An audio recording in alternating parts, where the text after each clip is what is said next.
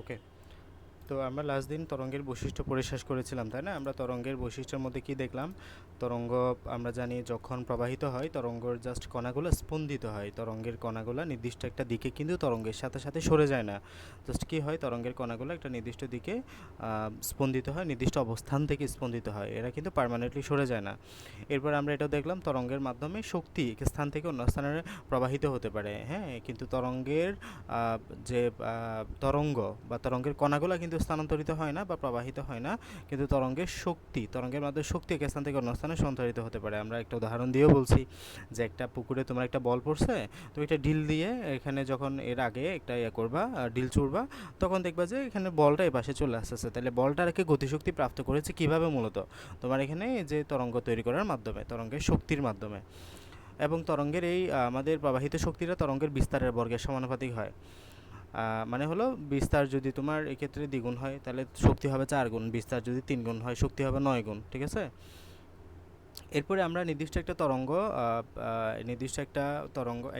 একটা নির্দিষ্ট মাধ্যমে প্রবাহিত হয়। আমরা জানি তরঙ্গ প্রবাহের জন্য মাধ্যমের প্রয়োজন হয়, এবং এক একটা মাধ্যমে তরঙ্গের ব্যাক, এক এক তরঙ্গের ব্যাক এক এক রকম। মনে করো বাতাসে আমাদের শব্দের যে তরঙ্গ, বাতাসে শব্দ তরঙ্গের ব্যাক হচ্ছে 330 ms ইনভার্স 1, পানিতে শব্দ তরঙ্গের ব্যাক হচ্ছে 1493 ms ইনভার্স 1। তাহলে আলাদা আলাদা না? বাতাসে শব্দের ব্যাক 330, পানিতে শব্দের ব্যাক 1493 ms ইনভার্স 1। এরপরে হচ্ছে তরঙ্গের প্রতিফলন এবং তরঙ্গের প্রতিসরণ হয়। আমরা দেখলাম, মনে করো তুমি এখানে কথা বলছো, এই কথা বলাটা তোমার এখানে দেওয়ালে ধাক্কা খেয়ে আবার তোমার কাছে পুনরায় চলে আসে, তাহলে এটা কি? তরঙ্গের প্রতিফলন। এছাড়া তরঙ্গের প্রতিসরণও হয়। আমরা আলো দেখি না, আলোর প্রতিসরণ, তাহলে এখানে আলোক তরঙ্গের প্রতিসরণ হলো। এরপরে তরঙ্গের একটা উপরিপাতন নীতি আছে, যে তরঙ্গের একটার উপর আরেকটা ওভারল্যাপ হতে পারে। আমরা গতকাল এটা উদাহরণ দিয়ে বলছি।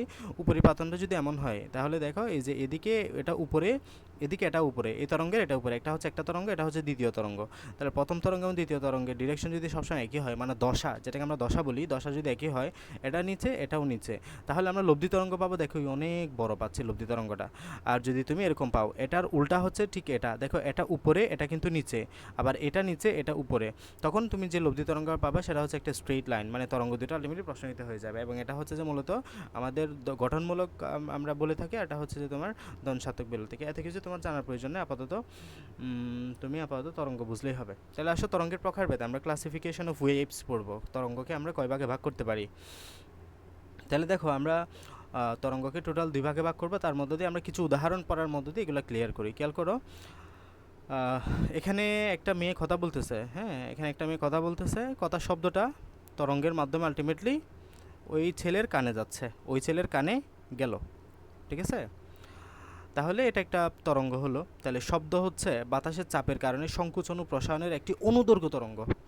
মনে রাখবা একটা বিষয়, সব সময় মনে রাখবা, শব্দ সংক্রান্ত যত তরঙ্গ আছে সবগুলাই হলো অনুদৈর্ঘ্য তরঙ্গ। তোমাকে যদি আমি বলি গিটারের শব্দ কোন তরঙ্গ? অনুদৈর্ঘ্য তরঙ্গ। কথা বলার শব্দ কোন তরঙ্গ? অনুদৈর্ঘ্য তরঙ্গ। তারপর গান বাজনা যে চলে, তোমার এখানে যে শব্দগুলো তৈরি হয় এগুলোর তরঙ্গ অনুদৈর্ঘ্য তরঙ্গ। মানে শব্দ সংক্রান্ত যত তরঙ্গ তুমি পাচ্ছ সবগুলাই হবে অনুদৈর্ঘ্য তরঙ্গ। শব্দ রিলেটেড যতগুলো তরঙ্গ তুমি পাবা সবগুলাই হচ্ছে অনুদৈর্ঘ্য তরঙ্গ। চোখ বন্ধ করে তুমি অ্যান্সারগুলো বলিও। তাহলে দেখো এখানে ল্যামডা হচ্ছে তরঙ্গ দৈর্ঘ্য। এটা কি? এই চিহ্নটাকে বলবা ল্যামডা। এটা হচ্ছে যে কি? ল্যামডা। এই ল্যামডাটা হচ্ছে একটা গ্রিক শব্দ। ঠিক আছে? ল্যামডাটা তোমরা এভাবে দিবা, এটার সাথে এখনই পরিচিত হচ্ছে ফর দ্য ফার্স্ট টাইম।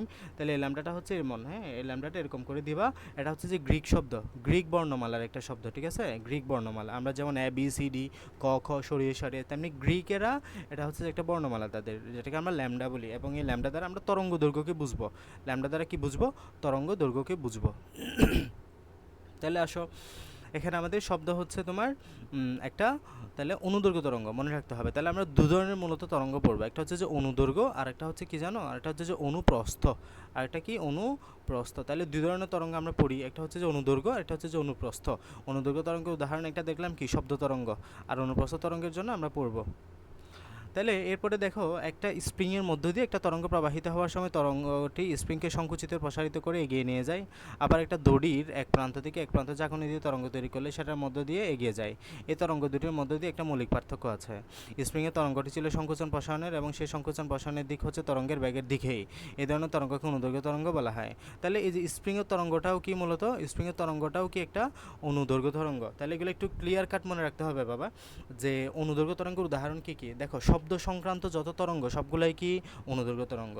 এরপরে স্প্রিংয়ের যে তরঙ্গটা আমরা পড়লাম, স্প্রিংয়ের তরঙ্গটাও কি অনুদৈর্ঘ্য তরঙ্গ। স্ট্র্যাপ এই দুটা মনে রাখো তুমি, স্ট্র্যাপ এই দুটা মনে রাখো।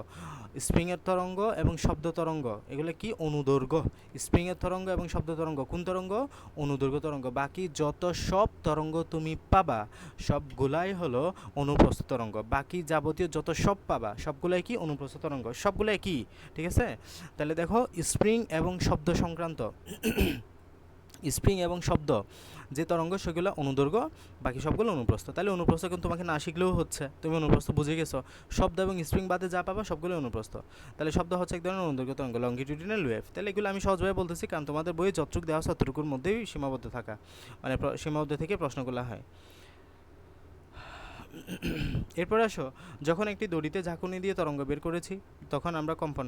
তোমরা কখনো রাঙামাটি গেলে দেখবা, রাঙামাটি ঝুলন্ত ব্রিজ আছে না, ঝুলন্ত ব্রিজের মধ্যে যখন অনেক মানুষ একসাথে হাঁটে তখন একটি ওয়েভ তৈরি হয়, ঠিক আছে। তোমরা যদি অভিজ্ঞতা থাকে বুঝতে পারবা, যখন একসাথে অনেক মানুষ হেঁটে যায় বা একটু তোমার এখানে একটা তৈরি করে, একটু লাফালাফি করার চেষ্টা করে, তাহলে দেখবে ওয়েভ তৈরি হচ্ছে, ওয়েভ।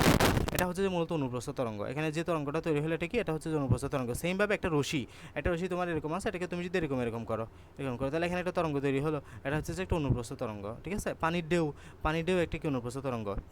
তাহলে দেখো আমরা তরঙ্গ কয় ধরনের পড়ছি, তরঙ্গ হচ্ছে দুই ধরনের, একটা হচ্ছে অনুদৈর্ঘ্য, একটা হচ্ছে যে অনুপ্রস্থ। অনুদৈর্ঘ্য তরঙ্গের উদাহরণ কি, অনুদৈর্ঘ্য তরঙ্গের উদাহরণ হচ্ছে তোমার শব্দ, মানে হলো তুমি কথা বলতেছো, গান শুনতেছো, যে কোনো শব্দ শুনতেছো, সবগুলাই অনুদৈর্ঘ্য তরঙ্গ।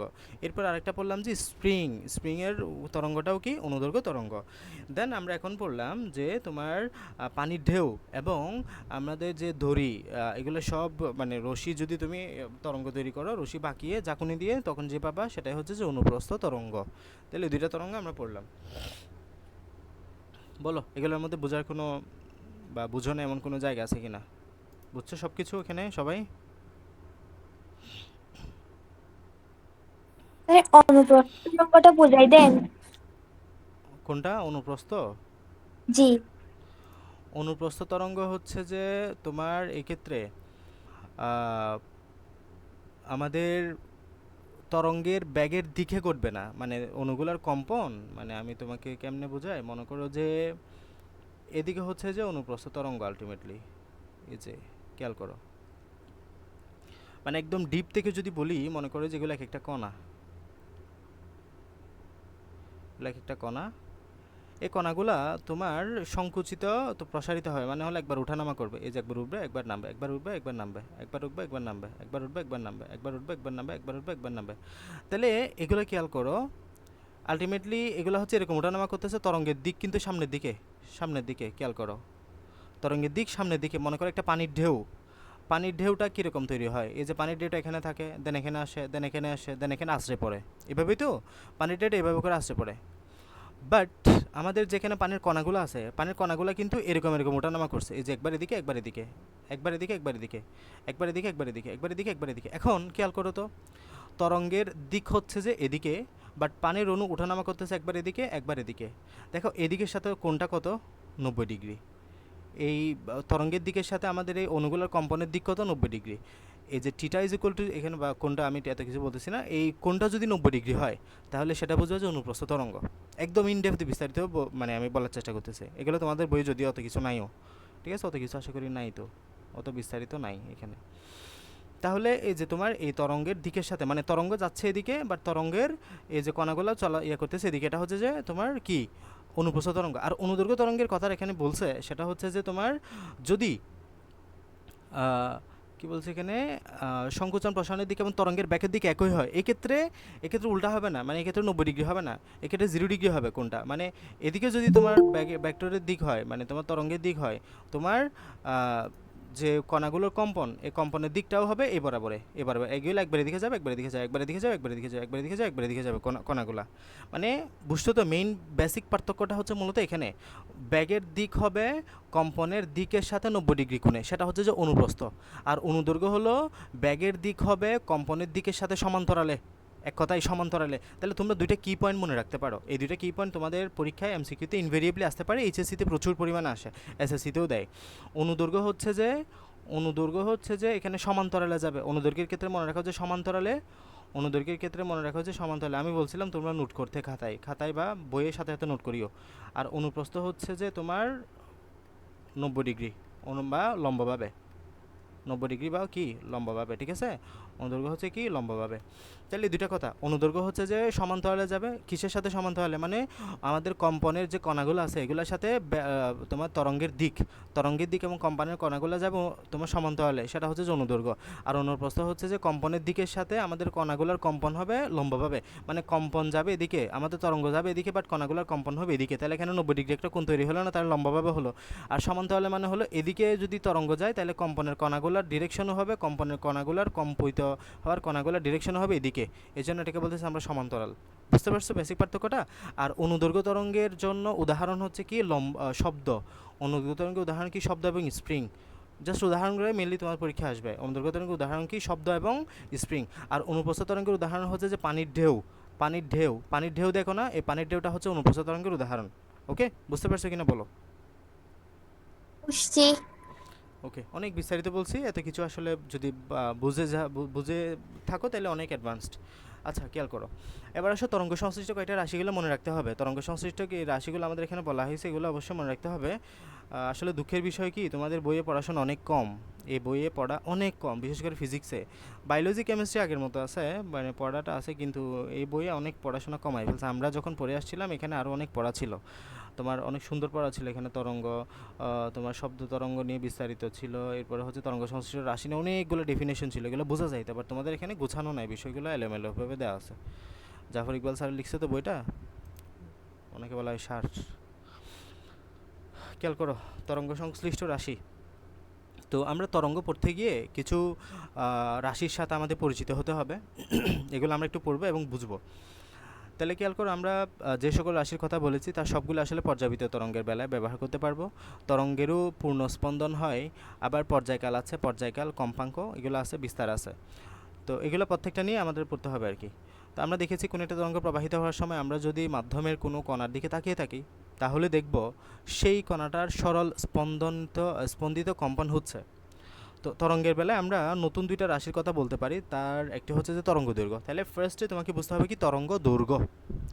তরঙ্গের যে কোনো একটা দশা তার পুরো পরবর্তী একই দশার মাঝখানে যে দূরত্ব তাকে তরঙ্গ দৈর্ঘ্য বলা। আমি চিত্র এঁকে তোমাদেরকে বোঝাই দিই, একদম ভালো মতো করে খেয়াল করো, তোমরা খাতায় নোটও করতে পারো। খেয়াল করো, মনে করো আমরা একটা তরঙ্গ আঁকতেছি, এটা হচ্ছে যে একটা তরঙ্গ। আবার আরেকটু আঁকতেছি আমি, এটা হচ্ছে যে একটা তরঙ্গ লাইক।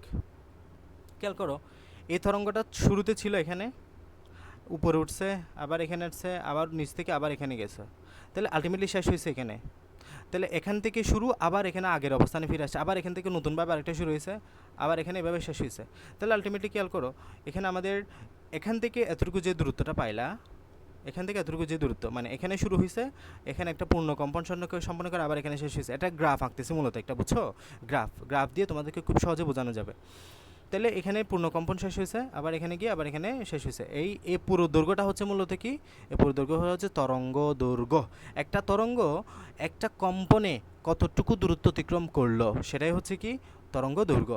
এই যে তরঙ্গের, এই যে এখান থেকে মনে রাখবা, তরঙ্গের যে কোনো একটি দশা থেকে তার পরবর্তী একই দশা, এই যে এখানে একটা দশা আছে, সেম দশা হচ্ছে আবার এখানে, কারণ এখানে যাত্রা শুরু করছে, আবার এখানে গিয়ে আবার এখানে যাত্রা শুরু করবে। তাহলে একই দশা, এই দশা এবং এই দশা একই, বুঝতে পারছো? তাহলে এখান থেকে এতটুকু যে দূরত্ব, এটাই হচ্ছে তরঙ্গ দৈর্ঘ্য। এটা কি তরঙ্গ দৈর্ঘ্য। তাহলে এক পর্যায়কালে একটা তরঙ্গ যতটুকু দূরত্ব অতিক্রম করে সেটাই হচ্ছে তরঙ্গ দৈর্ঘ্য। এক পর্যায়কালে মানে বুঝছো, এই যে টোটাল একবারে এই যে এতটুকুতে যে দূরত্ব অতিক্রম করলে সেটা হচ্ছে তরঙ্গ দৈর্ঘ্য, আবার এটা যতটুকু দূরত্ব অতিক্রম করবে সেটা হচ্ছে আবার এটা তরঙ্গ দৈর্ঘ্য। ওকে, এবার আসো তরঙ্গ ব্যাক। তোমরা ব্যাক শব্দটা জানো নিশ্চয়ই। ব্যাক, যখন আমরা কোনো কিছুর দৈর্ঘ্যকে সময় দ্বারা ভাগ করি তখন আমরা সেটাকে কি বলি, ব্যাক বলি। তাহলে তরঙ্গের জন্য দ্বিতীয় রাশিটা হচ্ছে তরঙ্গ ব্যাক। প্রতি সেকেন্ড একটা তরঙ্গ যে দূরত্ব অতিক্রম করে সেটা হচ্ছে তরঙ্গের ব্যাক। তাহলে বুঝছো, সময় দ্বারা ভাগ করে দিয়েছে জাস্ট এক সেকেন্ড, প্রতি সেকেন্ডে, মানে প্রতি সেকেন্ডে একটা তরঙ্গ যতটুকু দূরত্ব যাবে সেটা হচ্ছে তরঙ্গ ব্যাক। প্রতি সেকেন্ডে একটা তরঙ্গ যতটুকু যাবে সেটা হচ্ছে কি তরঙ্গ ব্যাক। এবং এখানে আরেকটা বিষয় খেয়াল করো, প্রতি সেকেন্ডে যে কয়টি পর্যায়কাল সম্পন্ন করবে সেটা হচ্ছে যে কম্পাঙ্ক। মানে খেয়াল করো, এখানে মনে করো যে আমাদের, এটা আমি তোমাকে জাস্ট এমনি সিম্পল একটা পেন্ডুলিয়াম দিয়ে বোঝাই। এটা হচ্ছে মনে করো একটা পেন্ডুলিয়ামটা এখানে আছে, এটা দুলতেছে এরকম করে, একটা দুলতেছে এরকম করে, এরকম একটা দুলতেছে, হ্যাঁ, একবার এদিকে করে দুলতেছে। তাহলে তোমার এই যে এই পেন্ডুলিয়ামটা 1 সেকেন্ডে, কত সেকেন্ডে? 1 সেকেন্ডে। দেখো আমি একটা পর্যায়কাল আঁকতেছি, একটা পর্যায়কাল মানে এখানে গেল, আবার এখান থেকে আবার ফিরে আসলো, এটা হচ্ছে যে একটা পর্যায়কাল। এভাবে তুমি যদি ঘড়ি ধরে থাকো 1 সেকেন্ডে টোটাল যতটা পর্যায়কাল সম্পন্ন করবে সেই সংখ্যাটাই হচ্ছে যে কম্পাঙ্ক। কথা বুঝতে পারছো? যে 1 সেকেন্ড সময়ে সে যতগুলো পর্যায়কাল এখানে সম্পন্ন করবে, এখানে তো আমি খুব স্লোলি আঁকতেছি, মনে করো 1 সেকেন্ডে সে 5টা পর্যায়কাল সম্পন্ন করলো, 5বার আসা যাওয়া করলো, মানে বুঝছো? 1 সেকেন্ডে সে এখান থেকে মনে করো এখান থেকে এরকম 5বার আসা যাওয়া, 1বার, 2বার, 3বার, 4বার, 5বার, এভাবে করে 5বার আসা যাওয়া করলো, তাহলে সেটা হচ্ছে যে তার কম্পাঙ্ক হচ্ছে 5। মানে প্রতি সেকেন্ডে যতবার আসা যাওয়া করে, তাহলে প্রতি সেকেন্ডে যে কয়টি পর্যায়কাল থাকে সেটা হচ্ছে যে কম্পাঙ্ক। প্রতি সেকেন্ডে যে কয়টি পর্যায়কাল সম্পন্ন হয় সেটা হচ্ছে যে কি? কম্পাঙ্ক। এবং কম্পাঙ্কের ইংরেজি হচ্ছে যে ফ্রিকোয়েন্সি। কম্পাঙ্কের ইংরেজি কি? ফ্রিকোয়েন্সি। এই যে রেডিওতে দেখানো তোমরা ফ্রিকোয়েন্সি, তাহলে এই কম্পাঙ্কের ইংরেজি কি? ফ্রিকোয়েন্সি। ফ্রিকোয়েন্সির প্রথম শব্দ এফ থেকে আমরা কম্পাঙ্ককে এফ দ্বারা প্রকাশ করব। কম্পাঙ্কের প্রথম শব্দকে আমরা কী দ্বারা প্রকাশ করব?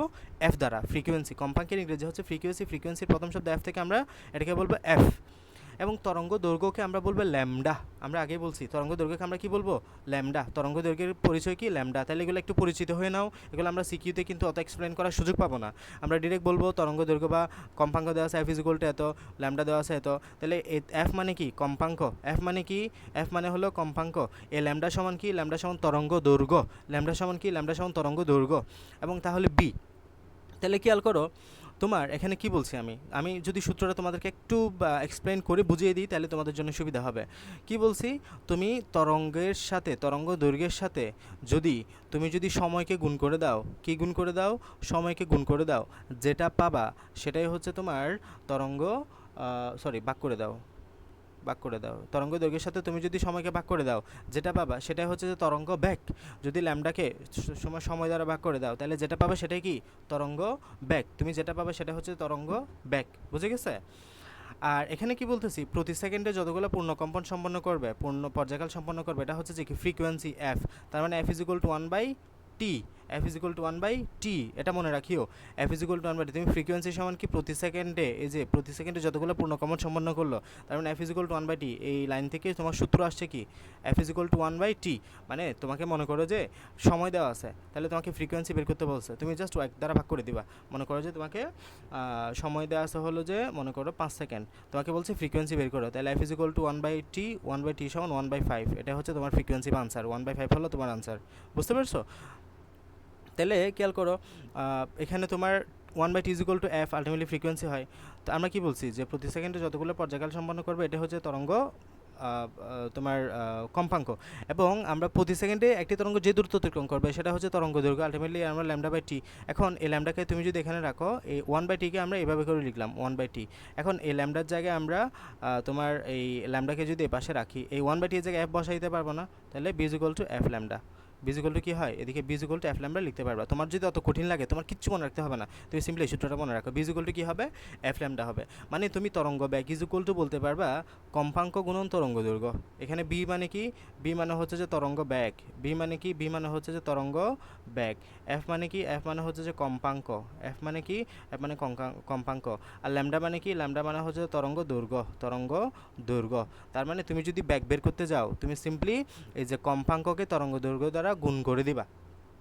তুমি যদি তরঙ্গ বেগ বের করতে যাও, তুমি কম্পাঙ্ককে তরঙ্গ দৈর্ঘ্য দ্বারা সিম্পলি কি করবা? গুণ করে দিবা। কম্পাঙ্ককে তরঙ্গ দৈর্ঘ্য দ্বারা সিম্পলি গুণ করে দিবা।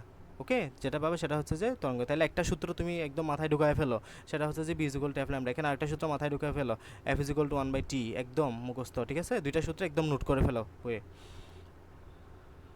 বাস এতটুকু জানলে চলবে, এখান থেকে আর কিছু লাগবে না। একদম যা আছে তোমাদের বই আমি তাই পড়াচ্ছি, এর বাইরে বিস্তারিত পড়াচ্ছি না। এরপরে এখানে আহামরি আর কঠিন কিছু নাই। আসলে মানে বিষয়টা কি জানো? তোমাদের ফিজিক্স বইয়ে যা পড়াইছে, তোমাকে ফিজিক্স বইয়ে যা পড়িয়েছে, এগুলো যদি আমি তোমাকে পড়িয়ে শেষ করে দেই, তুমি পরীক্ষায় বড় জোরে এরকম 2টা 00 পাবা। এর এর বেশি কিছু তোমার পক্ষে খুব কষ্ট হয়ে যাবে। কারণ ফিজিক্স তোমাকে টিচার বুঝিয়ে দিতে হবে, নাহলে তুমি বুঝতে খুবই অসুবিধায় পড়বা।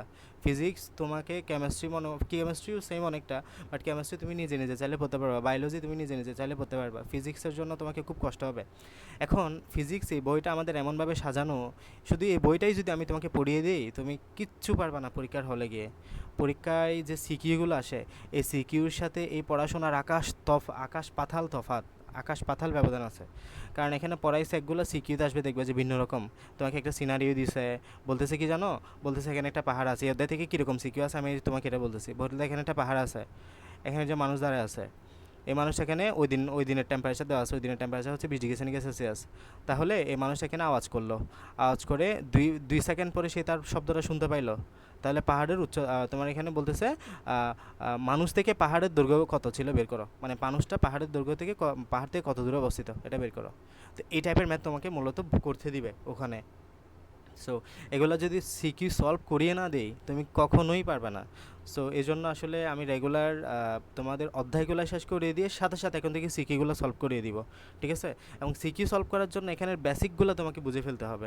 বেসিকগুলো না বুঝলে তখন তুমি সিকিউ সলভে, সৃজনশীল প্রশ্ন সলভে গিয়ে কিন্তু তুমি বেঁচে যাবে বা কষ্ট হবে তোমার, বুঝতে অসুবিধা হবে। একটা বিষয় বুঝলে একটা বিষয় বুঝো। এখন ল্যামডা সমান যদি তরঙ্গ দৈর্ঘ্য এটা যদি তুমি না বুঝো, বি সমান যদি তরঙ্গ বেগ এটা যদি না বুঝো, তাহলে তোমার সিকিউ সলভে গিয়ে কষ্ট হবে না? তো আপাতত এখানে বইয়ের কাজ হলো যে এগুলো বুঝিয়ে দেওয়া, আর সিকিউতে হলো মূলত তুমি পরীক্ষায় কিভাবে ভালো করবে সেটা বুঝিয়ে দেওয়া, বুঝছো?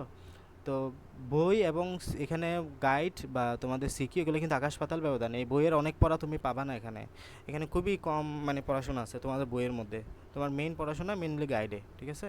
ক খ বলো, তারপর এখানে খুব সুন্দর গুছানো থাকে, ওখান থেকেই মেনলি পড়বা, ঘ যেগুলো আছে।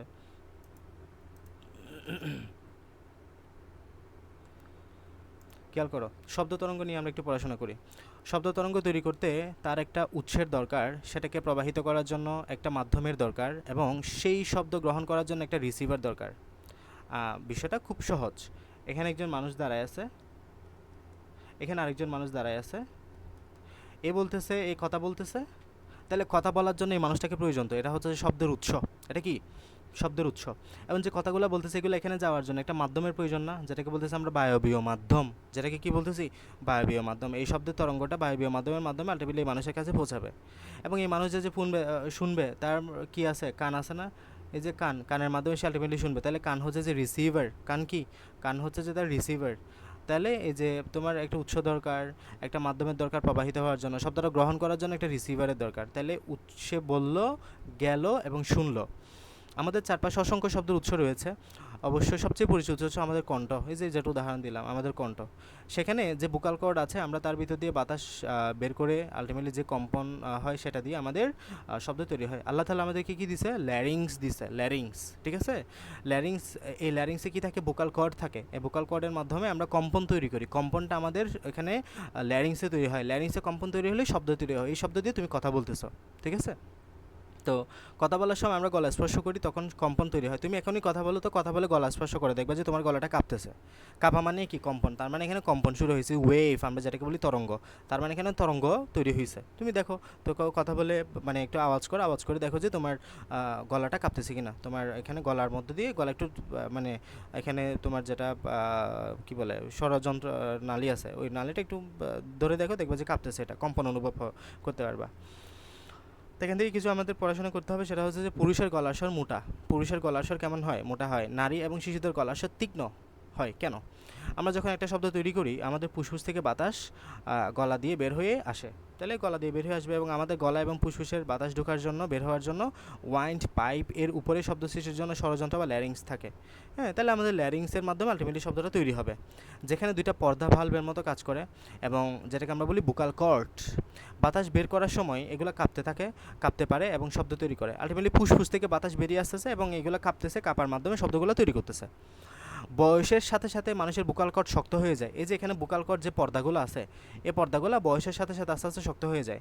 নারীদের ক্ষেত্রে এগুলো কিন্তু তোমার পুরুষের বুকাল কর্ডগুলো আস্তে আস্তে কেমন হয়ে যায়? শক্ত হয়ে যায়। বাট নারীদের ক্ষেত্রে এগুলো শক্ত হয় না, কোমল থাকে। ফলে পুরুষের তোমার যখন কথা বলে তখন বুকাল কর্ডটা এরকম যখন শক্ত হয়ে যায়, পুরুষের গলা স্বরটা মোটা মনে হয় আমাদের, আর নারীদেরটা খুবই তীক্ষ্ণ কোমল মনে হয়। তো সেজন্য পুরুষের কম কম্পাঙ্কে শব্দ তৈরি হয়। এখন পুরুষ যখন তোমার এখানে যেহেতু মোটা হয়ে গেছে, তার ফ্রিকোয়েন্সিটা কম, মানে এফ এর মানটা কম থাকে, ফ্রিকোয়েন্সির মানটা কি হয়, কম থাকে। এফ এর মানটা কম হলেই আমাদের শব্দটা মোটা শোনা যায়। আর মেয়েরা যখন শব্দ করে তখন এগুলো কোমল থাকে আমাদের এই ভোকাল কর্ডটা, তখন যে শব্দটা তৈরি হয় এটার ফ্রিকোয়েন্সিটা অনেক বেশি থাকে, অনেক হাই থাকে, ফলে এটা খুবই তীক্ষ্ণ মনে হয়, ঠিক আছে। যে কারণে পুরুষের গলাস্বর মোটা, নারীদের গলাস্বর তীক্ষ্ণ হয়। এটা খ নাম্বারে আসে তোমার পরীক্ষায়, খ নাম্বারে আসে তোমার পুরুষের গলাস্বর মোটা, নারীদের গলাস্বর তীক্ষ্ণ। কেন বুঝতে পারছো আশা করি, যে একটাই কারণ, সে কারণে হচ্ছে আমাদের যে ভোকাল কর্ডটা থাকে, পুরুষের ক্ষেত্রে ভোকাল কর্ডটা শক্ত হয়ে যায়, নারীদের ক্ষেত্রে বা মেয়েদের ক্ষেত্রে ভোকাল কর্ডটা কেমন হয়, তোমার কোমল থাকে। ফলে ভোকাল কর্ড শক্ত হয়ে গেলে আমাদের পুরুষের ক্ষেত্রে কম্পাঙ্কটা কম হয়, কম্পাঙ্ক কম হলে শব্দ মোটা হবে, আর নারীদের ক্ষেত্রে কম্পাঙ্কটা বেশি হয়, বুঝতে পারছো, এই জন্য তীক্ষ্ণ হয়। বাস এতটুকুই। এরপরে এখানে আরও কিছু কথাবার্তা আছে। আমাদের কণ্ঠ ছাড়াও নানা ধরনের শব্দ হচ্ছে, মানে আমরা কি শুধু আমাদের কণ্ঠ থেকে শব্দ শুনি না, এই যে ইলেকট্রনিক স্পিকার আছে, ইলেকট্রনিক স্পিকারে যে পাতলা ডায়াফ্রাম রয়েছে সেখানে সেটিকে সুনির্দিষ্টভাবে কাঁপিয়ে শব্দ তৈরি করা হয়। এই যে তোমরা সাউন্ড বক্স দেখো না, সাউন্ড বক্স দেখলেই দেখবে এখানে সাউন্ড বক্সটা যখন বাজে তখন কিন্তু দেখা যায় কাঁপতেছে, এটা কাঁপে। তো স্কুলের ঘন্টার মাঝে আঘাত করলে সেটি কাঁপতে থাকে এবং শব্দ তৈরি হয়। স্কুলের ঘন্টাতে খেয়াল করবা, যখন এটা আঘাত করে তখন এটা কাঁপতে থাকে, কাঁপার ফলে শব্দ তৈরি হয়। তখন হাত দিয়ে সেটাকে চেপে দিলে কম্পন বন্ধ হয়ে যায়, মানে তুমি যদি হাত দিয়ে ধরে থাকো তাহলে দেখবা যে কম্পনটা বন্ধ হয়ে গেছে, ভাইব্রেশনটা বন্ধ হয়ে গেছে, শব্দও বন্ধ হয়ে গেছে। গিটারের তারে টোকা দিলে সেটা কাঁপতে থাকে, ওই যে গিটারের তার যখন তোমরা টোকা দাও তখন এটা কাঁপে না, কাঁপ দিলে শব্দ তৈরি হয়। ল্যাবরেটরিতে সুরশলাকা তোমরা দেখো নাই, এই যে সুরশলাকাটা এমন এরকম, এটা আমাদের মেডিকেলে ইউজ করা হয় অনেক কাজে, তোমার মেডিসিন ইউজ করা হয় ডায়াগনোসিসের অনেক কাজে। তাহলে এই যে এই সুরশলাকাটা এমন থাকে, এই সুরশলাকাটা আমাদের ল্যাবরেটরিতে, মানে এটা ল্যাবরেটরিতে বের করা হয় মেনলি, তোমরা বড় হলে দেখবা ল্যাবরেটরি স্কুলে থাকতে পারে, আমাদের সাদাত ফজল মোস্টাফলি আছে। ল্যাবরেটরিতে সুরশলাকা দিয়ে নির্দিষ্ট কম্পাঙ্কের শব্দ তৈরি করা যায়। তো কম্পন দিয়ে শব্দ তৈরি করার পর সেটিকে এক জায়গা থেকে অন্য জায়গায় প্রবাহিত করার জন্য একটা মাধ্যমের প্রয়োজন হয়। তরল কিংবা কঠিন পদার্থের ভিতর দিয়ে শক্ত প্রবাহিত করা যায়, কিন্তু বাতাসের মধ্য দিয়ে শব্দ শুনতে আমরা অভ্যস্ত, মানে আমরা জানি শব্দ তিন মাধ্যমে প্রবাহিত হয়, বাতাস, কঠিন, তরল। তবে বাতাসের মাধ্যমে সবচেয়ে কম ব্যাগ কম থাকে, কঠিন মাধ্যমে একটু বেশি, তরলে একটু কম থাকে আর কি। মাধ্যম ছাড়া যে শব্দ শুনতে পায় না সেটা দেখানোর জন্য ল্যাবরেটরিতে কলিং বেল রেখে স্টিকে হতে পারে, মানে এগুলো জাস্ট করে দেখবা। মানে তুমি যদি মাধ্যম ছাড়া শব্দ শুনতে চাও তাহলে জাস্ট ল্যাবরেটরিতে মনে করো এখানে একটা রাখছো, কলিং বেল রাখছো, এই কলিং বেলের একদম তুমি জায়গাটা এখানে তোমার করে দিছো, বায়ুশূন্য করে দিছো, ভ্যাকিউম করে দিছো। এখানে যদি কলিং বেলটা বাজাও তাহলে তুমি এখান থেকে কোনো শব্দ শুনতে পাবা না, বাইরে বাইরে কোনো শব্দ শুনতে পাবা না। কারণ হলো কি, এখানে ভিতরের মাধ্যমটা কেমন, তোমার শূন্য, বায়ুশূন্য করে ফেলছো তুমি, ঠিক আছে, এটাই। এরপরে আমরা যে শব্দটা শুনতে পাই, আমাদের শব্দের শ্রাব্য সীমা কত, 20 হার্জ থেকে 20,000 হার্জ। এটা খুব ভালো মতো করে মনে রাখা, একদম মুখস্থ। আমাদের শব্দের শ্রাব্য সীমা কত, এই হার্জ হলো কম্পাঙ্কের একক, মানে আমরা কিন্তু কম্পাঙ্ক বা ফ্রিকোয়েন্সি বলি নাই, এই ফ্রিকোয়েন্সির একক হলো যে হার্জ। ফ্রিকোয়েন্সির একক কি, হার্জ, এইচ জেড দিয়ে প্রকাশ করা হয়। ফ্রিকোয়েন্সির একক কি, হার্জ। ফ্রিকোয়েন্সির একক কি, হার্জ। দেখো আমরা যে শব্দটা শুনি, আমাদের শব্দের সীমা হচ্ছে যে 20 থেকে 20,000 হার্জ। তোমাকে যদি 20 হার্জের কম শব্দ দেওয়া হয় তুমি সেটা শুনবা না, 20,000 হার্জের বেশি শব্দ দেওয়া হলেও তুমি সেটা শুনবা না, বুঝতে পারছো। তাহলে আমাদের ক্ষমতা কতটুকু, মানুষের ক্ষমতা হচ্ছে যে 20 থেকে 20,000 হার্জ। এই 20 থেকে 20,000 হার্জের মধ্যে হলে আমরা কেবল ওই শব্দগুলো শুনতে পাই, 20 থেকে 20,000 হার্জের মধ্যে হলেই কেবল আমরা ওই শব্দগুলো শুনতে পাই। 20,000 হার্জকে 20 কিলো হার্জও বলতে পারে, কিলো মানে 1000, জাস্ট 1000 দ্বারা গুণ দিবা, সো একই কথা। তো এর মাঝখানে থাকলে আমরা শব্দগুলো শুনতে, তবে কানে হেডফোন লাগিয়ে অবিরত গান শুনে কিংবা পছন্দ শব্দ শুনে থাকলে শব্দ শোনার ক্ষমতা কমে যায়। মানে তুমি যদি মানে কন্টিনিউয়াসলি গান শুনতে থাকো হেডফোন দিয়ে বা প্রচণ্ড শব্দ দূষণে থাকো, তাহলে আলটিমেটলি ক্ষমতাটা কমতে পারে আস্তে আস্তে তোমার। তো শব্দের কম্পাঙ্ক 20,000 কম হলে সেটাকে শব্দের তর বা ইনফ্রাসাউন্ড বলা হয়। এটাকে কী বলবো, ইনফ্রাসাউন্ড। তাহলে খেয়াল করো, আমাদের শব্দের শ্রাব্যসীমা কত, 20 হার্জ থেকে 20,000 হার্জ। এই 20 হার্জ থেকে 20,000 হার্জের মধ্যে হলে আমরা সেই শব্দটাকে শুনতে পাই। মানুষ হিসেবে উল্লেখ করবা, অন্যান্য প্রাণীদের ক্ষমতা কিন্তু অন্যরকম। তাহলে এই যে 20 হার্জের চেয়ে কম যদি কোনো শব্দের ফ্রিকোয়েন্সি বা কম্পাঙ্ক হয়, সেই শব্দকে তুমি বলবা শব্দে তর। এটার নাম কি, শব্দে তর। বানানগুলো খেয়াল করবা, শব্দে তর। তাহলে 20 হার্জের কম যদি কোনো শব্দের ফ্রিকোয়েন্সি হয় বা কম্পাঙ্ক হয়, সেটাকে তুমি বলবা কি, শব্দের তর। আবারও বলছি, যদি 20 হার্জের চেয়ে কম কোনো শব্দের কম্পাঙ্ক হয়, তুমি সেটাকে কি বলবা? শব্দের তর। ইংরেজিতে বলবা যে ইনফ্রাসাউন্ডস। তুমি যে কোনো একটা মনে রাখতে পারো, সমস্যা নাই, বাংলাটাই মনে রাখো। 20 হার্টজের কম হলে তাকে কি বলবা? শব্দের তর। আর যদি 20,000 হার্টজের চেয়ে বেশি হয় তাহলে বলবা শব্দোত্তর। ঠিক আছে, বানানগুলো কিন্তু ভিন্ন। এটা হচ্ছে শব্দের তর, এটা হচ্ছে যে শব্দোত্তর। ওকে, শব্দ, এটা হচ্ছে শব্দে, এটা শব্দে তর, এটা হচ্ছে শব্দ উত্তর। ওকে, তাহলে যদি 20 হার্টজের চেয়ে কম হয় তাকে বলবা শব্দের তর, 20,000 হার্টজের চেয়ে বেশি হলে তাকে বলবা শব্দ উত্তর বা আলট্রাসাউন্ড। 20 হার্টজের কম কিংবা 20 কিলোহার্টজ থেকে বেশি কম্পাঙ্ক তৈরি করা হলে সেটি বাতাসে যে আলোড়ন সৃষ্টি করে তা আমরা শুনতে পাই না। মানে তোমাকে যদি 20,000 হার্টজের চেয়ে কোনো একটা শব্দ দেয়া হয়, তুমি সেটা শুনতে পাবা না। এই ধরনের শব্দের অস্তিত্ব বুঝতে আমরা বিশেষ ধরনের মাইক্রোফোন বা রিসিভার ব্যবহার করতে পারি। অনেক পশু পাখি কম কম্পাঙ্কের শব্দ শুনতে পায়।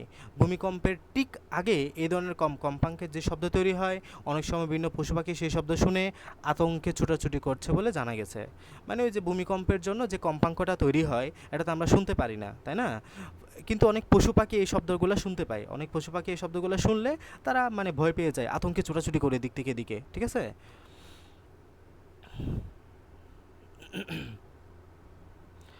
আচ্ছা, তো শব্দ তরঙ্গের বৈশিষ্ট্য এখানে দেখো, একজন ছেলে, এই যে এগুলো ছোটোবেলায় তোমরা করছো কিনা জানি না, আমরা করি নাই যদিও, অনেক আগেরকার মানে ছোটোবেলায় যারা পার করে আসে তারা হয়তো এগুলো করছে। এই যে এদিকে একটা কাপ দিয়ে বেঁধে শুনে, ওই দিক থেকে একজন কথা বলে, এদিকে আরেকজন এরকম কথা বলতেছে সেম, এদিকে একজন মানুষ কথা বলতেছে এই কাপের মধ্যে, এদিকে সে শুনতে পায়। এগুলো মজা খেলাধুলা করে আর কি ছোটো বাচ্চারা।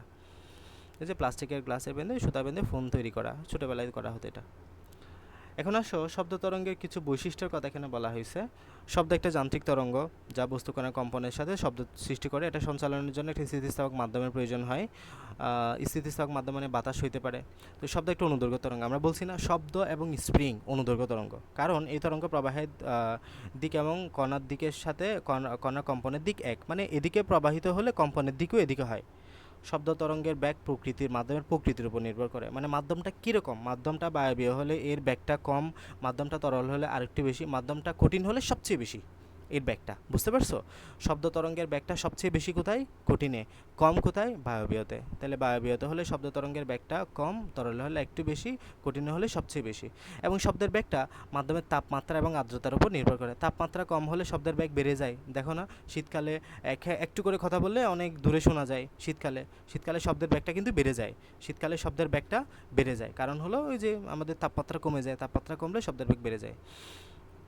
আর্দ্রতার উপরে এটা ডিপেন্ড করে। অন্যান্য তরঙ্গের মতো শব্দ তরঙ্গের তীব্রতাও তার বিস্তারের বর্গের সমানুপাতিক, এবং শব্দ তরঙ্গের বিস্তার হলো বেশি হলে শব্দের তীব্রতা বেশি হয়, বিস্তার কম হলে শব্দের তীব্রতা কম হয়।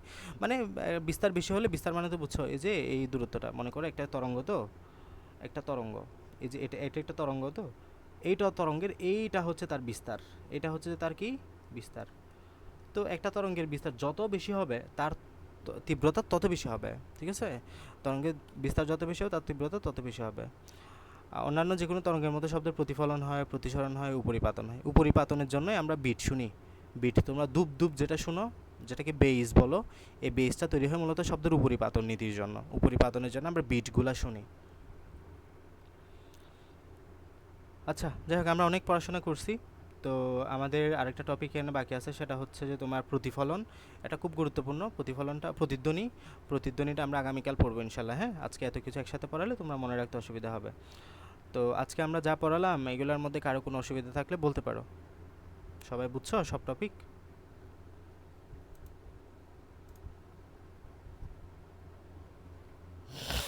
জুলকার 9 বুঝা গেছে? জি ভাইয়া। প্রথম প্রথম বুঝতে গিয়ে একটু কষ্ট হবে। ফিজিক্সটা আসলে খুবই বোরিং সাবজেক্ট। মানে তোমরা যদি রিলেট করতে পারো আর যদি একটু বুঝো, মানে প্রকৃতিকে বুঝতে চাও, তাহলে মজা লাগবে আস্তে আস্তে। হ্যাঁ, তবে সিকিউতে গিয়ে মজা বাইর হয়ে যাবে। আবার সিকিউ অনেক কষ্ট হয়ে যাবে সলভ করতে গিয়ে যদি না বুঝো এখানে। ওকে, আহাত, বুঝতে পারছো তুমি?